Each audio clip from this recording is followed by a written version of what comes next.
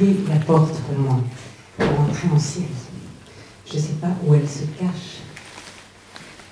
Elle se cache. Voilà. Elle passe sa vie à se cacher et à ouvrir des portes pour que des artistes, comme elle d'ailleurs, puissent ouvrir les portes de ce pays qui est un berceau, effectivement. Pour moi, ça a été un berceau.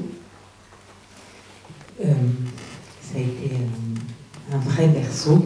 J'ai filmé là-bas un film qui s'appelle La légende de Siméon, à partir de Siméon le Stylite, entre 2005 et 2007. J'ai eu la chance de voir un pays biblique, au sens où on a pu le voir dans le film de Frédéric. C'est sans doute, et j'ai beaucoup voyagé, j'ai eu la chance aussi de fouler le sol biblique de la Libye. J'ai eu la chance dans ces années-là, il n'y a pas si longtemps, de me sentir plus en liberté que nous le sommes ici sur le Macadam, d'avoir vu des gens d'une ouverture d'esprit, d'une poésie, d'une gentillesse, d'une générosité, d'une culture et d'un raffinement absolument inouï que j'ai rarement connu dans d'autres pays. Je suis meurtrie par ce qui se passe. J'ai la chance d'avoir pu tourner mes images alors que mon film n'est pas fini et qu'il manque des images à mon film. Je viens de faire un raccord de ce film au Maroc, dans le désert d'Agafé, à quelques kilomètres de Marrakech, un endroit qui ressemblait aux ruines de Palmyre, dans le désert de Cham.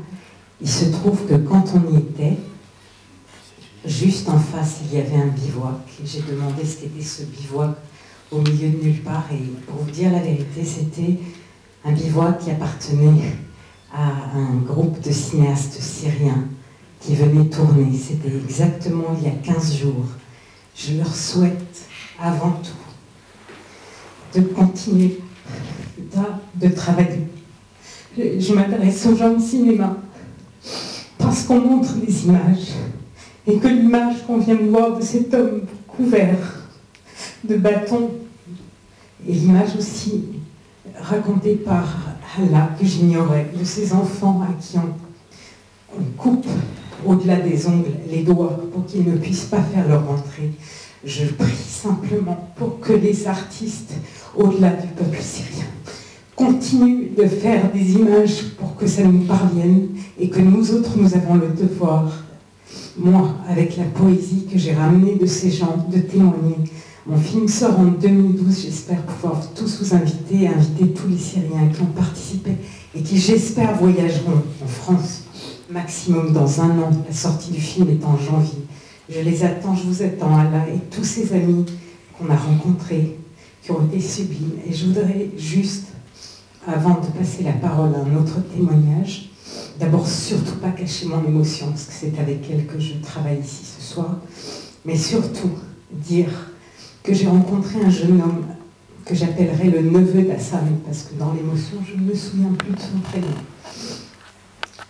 Je dis le neveu d'Hassan parce que nous avons vu un film qui s'appelle Le sourire d'Hassan. Et il se trouve que j'ai rencontré le neveu d'Hassan, Hassan ayant été mon assistant pendant ce film.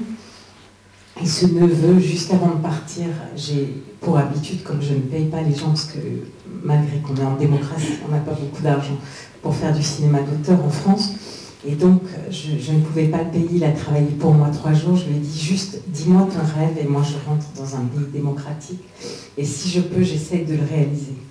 Et ce jeune homme avait 17 ans. Il m'a dit, je veux voir, il faut que je puisse le répéter, je veux voir le Louvre. Je ne sais pas si vous imaginez que pour nous c'est rien, c'est un coup de métro.